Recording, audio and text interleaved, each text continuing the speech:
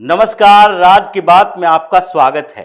कश्मीर में कुछ बदल रहा है और कुछ ऐसा बदल रहा है जिसके कारण अब्दुल्ला परिवार की नींद उड़ी हुई है। उमर अब्दुल्ला अब खुद फ्रंट फुट पर नहीं खेल रहे, बल्कि वो पर्दे के पीछे से नई साजिश कर रहे हैं और सामने ला रहे हैं एक हिंदू नेता को, और वो भी डिप्टी सीएम सुरेंद्र चौधरी को। ये डिप्टी सीएम उन्होंने हिंदू नेता को बनाया ही इसलिए था क्योंकि उन्हें पता था कि आगे के समय में परेशानियां बढ़ेगी। यूनियन टेरिटरी होने के कारण हमारे अधिकार सीमित रहेंगे और इसलिए जरूरत पड़ेगी कि ये अब्दुल्ला फैमिली के अलावा जम्मू कश्मीर में जो मुस्लिम चीफ मिनिस्टर होता रहा है उसके अलावा एक ऐसा नेता चाहिए जो हिंदू हो, नेशनल कॉन्फ्रेंस का हो और जिसे डिप्टी सीएम बनाया जा सकता है, क्योंकि इससे आगे एलजी मनोज सिन्हा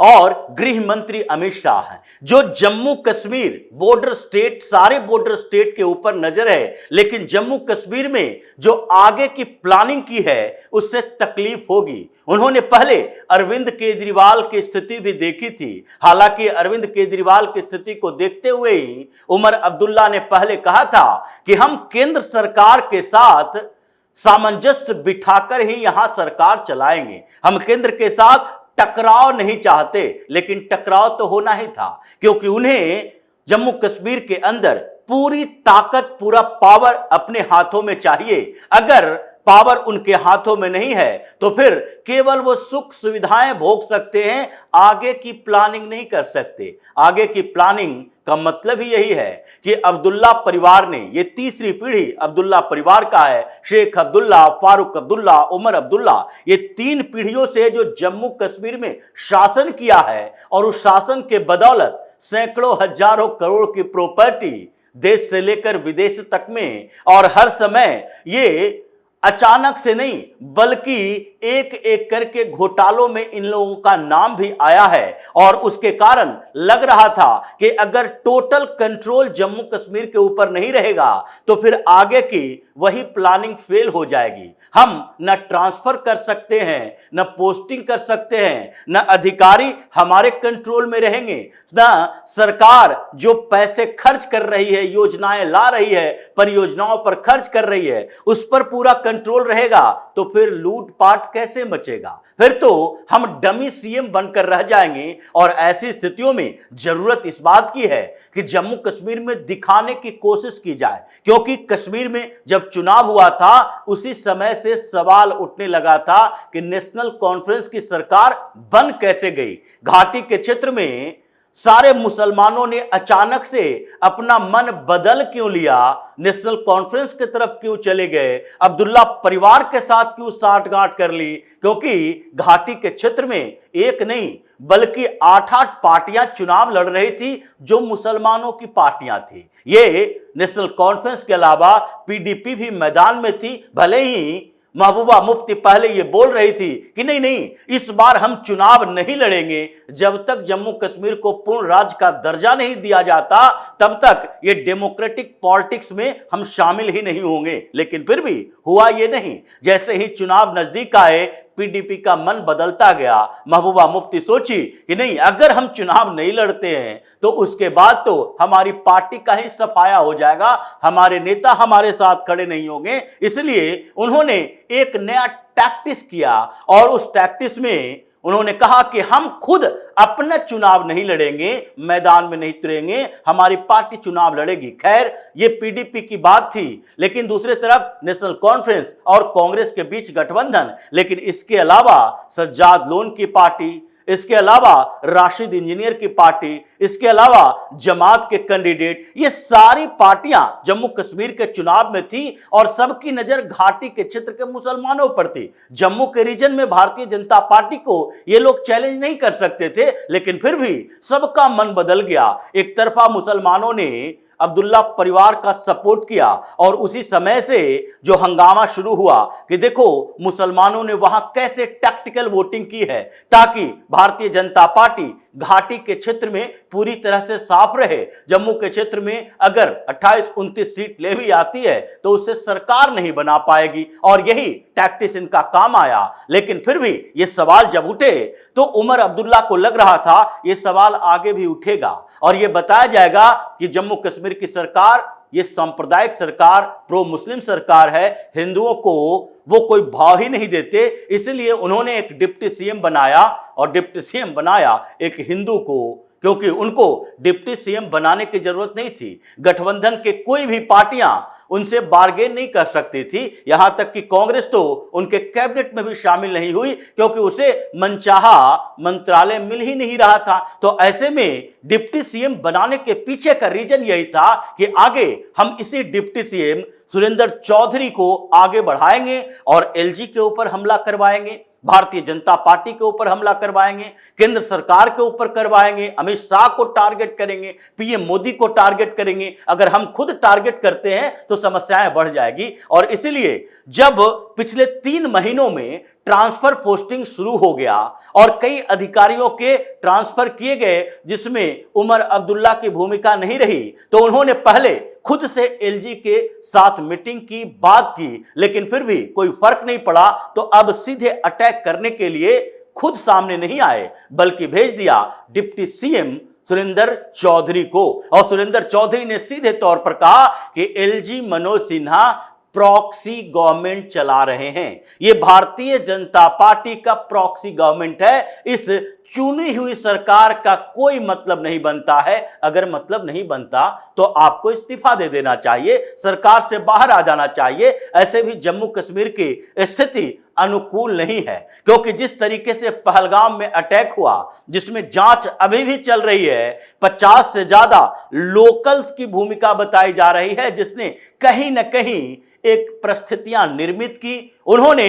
सरकार के साथ धोखेबाजी की। जो लोकल ऑपरेटर जबकि बिना सूचना दिए उन्होंने पहलगाम को खोल दिया टूरिस्टों के लिए और ऑपरेट करने लगे, उस समय के कुछ सबूत जो कि लोगों का है, वहां जो जम्मू कश्मीर पुलिस का है, इन सारे लोगों के खिलाफ अभी भी जांच चल रही है कि किन किन की भूमिका थी। उसमें बड़े नेता भी नप सकते हैं, लेकिन फिर भी इस बीच जो घाटी के क्षेत्रों में कई जो पाकिस्तानी एजेंट की तरह बात करते हुए दिखाई पड़े, जिन लोगों के खिलाफ एक्शन हुआ, उससे तो और लग रहा है ये कंट्रोल जम्मू कश्मीर का इन लोगों के हाथों में नहीं छोड़ना चाहिए। इसलिए इनडायरेक्ट कंट्रोल तो अमित शाह और एलजी सिन्हा ने ले लिया। पिछले दिनों जब पीएम मोदी गए, वंदे भारत ट्रेन का उद्घाटन हुआ, उमर अब्दुल्ला साथ में थे, झंडा लहरा रहे थे, मंच पर भी उन्होंने कहा कि एलजी मनोज सिन्हा का तो प्रमोशन हो चुका है लेकिन हमारा डिमोशन हुआ है। वो संकेत दे रहे थे कि देखो ये यूनियन टेरिटरी है, पूर्ण राज्य मिला नहीं है और हम प्रधानमंत्री मोदी के साथ मंच तो शेयर कर रहे हैं लेकिन दुखी मन से कर रहे हैं, क्योंकि अब हमारा वो अधिकार नहीं रहा जो पहले हुआ करता था। पहले हम एक राज्य के सीएम हुआ करते थे, अभी एक यूनियन टेरिटरी के सीएम है, इसलिए हमारा डिमोशन हो चुका है। और एलजी मनोज सिन्हा जो कि यहां पर अगर कोई गवर्नर होता तो चीफ मिनिस्टर के कामों में हस्तक्षेप नहीं करते, लेकिन अभी तो एलजी के हाथों में पूरा जम्मू कश्मीर का कंट्रोल है। इसलिए डिमोशन प्रमोशन की बात की और प्रधानमंत्री मोदी से यह रिक्वेस्ट भी किया कि पूर्ण राज्य का दर्जा मिल जाए तो सही होगा। लेकिन उनके पिता ये फारूक अब्दुल्ला को देखिए, ट्रेन का सफर किया, बात की और उन्होंने डेवलपमेंट के बारे में सराहना भी की, लेकिन जो दिल की बात है वो बाहर आ ही जाती है। हमेशा से इन लोगों के दिमाग में रहा है कि जम्मू कश्मीर अलग है, ये हिंदुस्तान का हिस्सा नहीं मानते। इसलिए उन्होंने कहा हिंदुस्तान के हिस्से से जम्मू कश्मीर को जोड़ने वाली ये पहल है। मतलब हिंदुस्तान का हिस्सा क्या जम्मू कश्मीर नहीं है?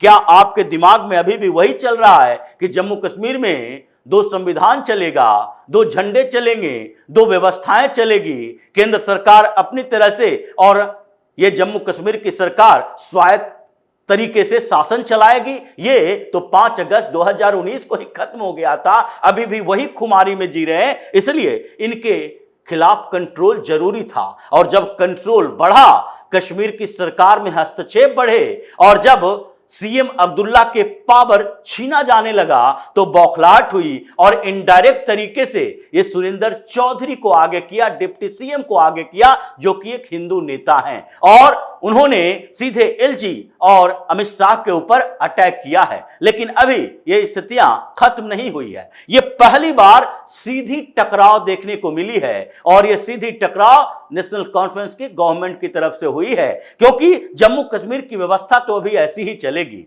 वहां न तो पूर्ण राज्य का दर्जा उसे मिलेगा और न ही चीफ मिनिस्टर को पूरा कंट्रोल मिलेगा, क्योंकि जिस तरीके से वहां की लोकल पार्टियां, वहां के स्थानीय पार्टियां और उसके साथ ये वहां के मंत्री, विधायक और सांसद भारत के बारे में सोचते हैं, बातें करते हैं और जो काम करते हैं उससे पूरा भरोसा नहीं किया जा सकता। ये देखिए, पूर्व मुख्यमंत्री रही है पीडीपी की महबूबा मुफ्ती, और ईद उल अजहा के दौरान उन्होंने क्या किया, ये भारत में अमन शांति से ज्यादा उन्हें इजराइल और फिलिस्तीन की चिंता थी और फिलिस्तीन की चर्चा करने लगे, जबकि यह पता है कि भारत सरकार का, भारत का क्लियर स्टैंड है इजराइल और फिलिस्तीन के इस संघर्ष में कि फिलिस्तीन ने आतंकियों का सहयोग किया, आतंकी हमले इजराइल पर किए, इसलिए आतंकवादियों के खिलाफ कार्रवाई में हम इजराइल के साथ होंगे। जैसे इजराइल पूरी तरह से भारत के उस कार्रवाई का साथ देता है जो पाकिस्तान के आतंकवादियों के खिलाफ हम करते हैं। ये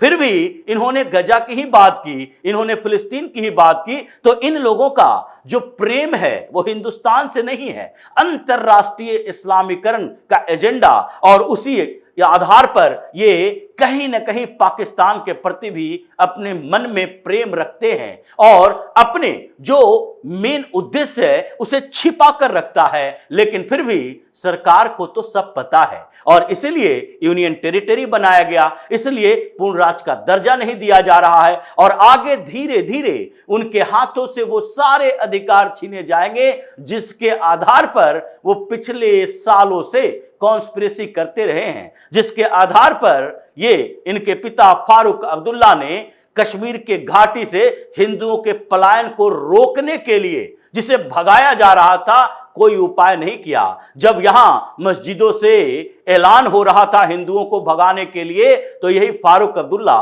लंदन गए हुए थे घूमने के लिए। लेकिन अब वो स्थितियां नहीं है और तभी उमर अब्दुल्ला बौखलाए फिर रहे हैं और अपने लेफ्टिनेंट को, अपने डिप्टी सीएम को आगे बढ़ा रहे हैं और नेशनल कॉन्फ्रेंस के कुछ हिंदू नेताओं को आगे बढ़कर सरकार के खिलाफ, केंद्र के खिलाफ, एलजी के खिलाफ, अमित शाह और मोदी के खिलाफ बोलने के लिए उकसाने लगे हैं। ये इनकी एक बड़ी साजिश है जो धीरे धीरे खुलकर सामने आ रही है और इसलिए केंद्र सरकार भी इस मामले में सतर्क है। तो इसी तरह की खबरों के साथ फिर से हाजिर होंगे, तब तक के लिए बने रहिए हमारे साथ और देते रहिए हमें सहयोग, ताकि इसी तरह की खबर हम आपके लाते रहें। धन्यवाद।